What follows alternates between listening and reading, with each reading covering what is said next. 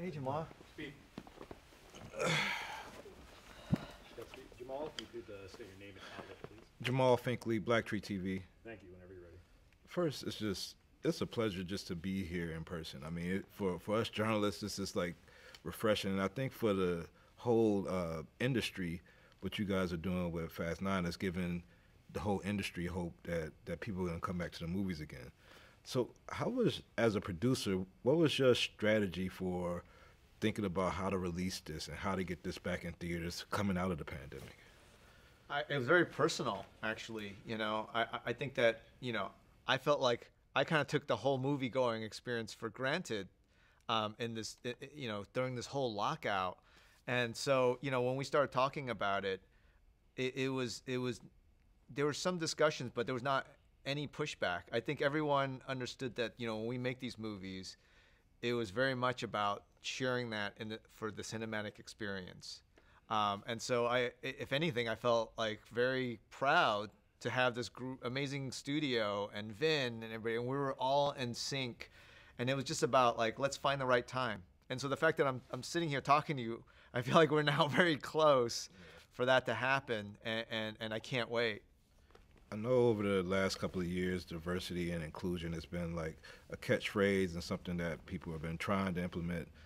But from the start of this franchise, it seems like it's been so many people represented from so many cultures and ethnicities. Do you attribute a lot of the success of the franchise and the audience to that?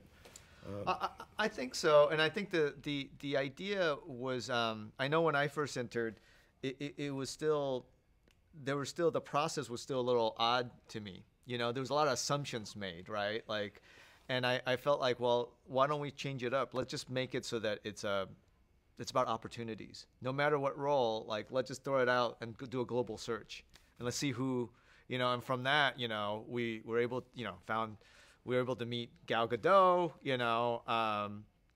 like all these great people, and I think that was the philosophy of how we wanted to approach this, and so that it's not like diversity for diversity's sake, and I think it's through that shared experience that I think the community just kept growing, and it went global, but I don't think it was some master plan from us. It was just almost like for me, maybe as an Asian American coming into this system that was very closed off, and saying, well, I mean, mathematically, it doesn't make sense just to open it up, and we can maybe meet some amazing people along the way.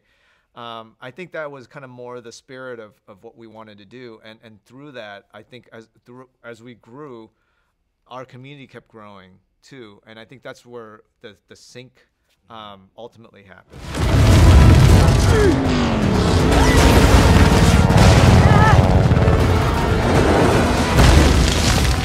Where's the bridge?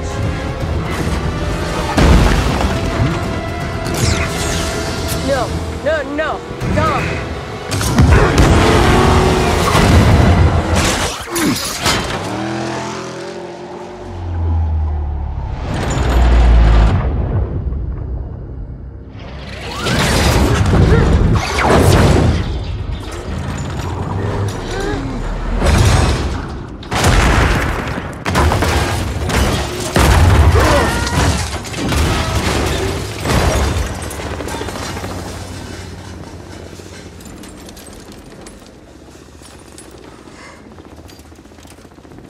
Well, that was new. With 20 years and like 9 installments, not including Hobbs and Shaw and all the side things, this franchise now competes with James Bond and Star Trek and Harry Potter. Like, what does it take to have a franchise have that type of longevity? Like, how do you keep that going? I think for me, it's really the relationship with Dom, Letty, and the characters, and because I think, just through time, I'll run into fans and they talk about these characters as if they're family members. And so, like, every time the movie comes out, it's almost like Thanksgiving, it's a family get together. And for me personally, I love hearing that, because when we first started, there was 2 roads for us, right? One is that it's going to be these same characters going through different adventures, Or are we going to take the harder road, which is we're going to acknowledge that these are human beings who are growing, you know, who are going to have real life issues, who are going to get together, who are going to have a family, who's going to have kids, you know. And we decided to take that road.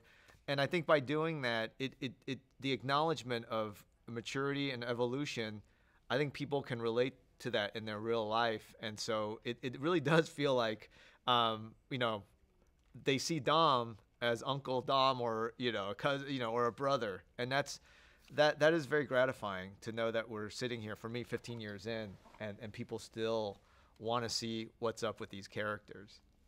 You've been very inspiring to me, and I'm glad that this franchise is done what it can. I'm looking forward to this, the world seeing this, and Space Jam. So keep on doing your thing, man, and I'll keep on just being impressed by you. Thank you so much. Thank you. Thank you, everybody.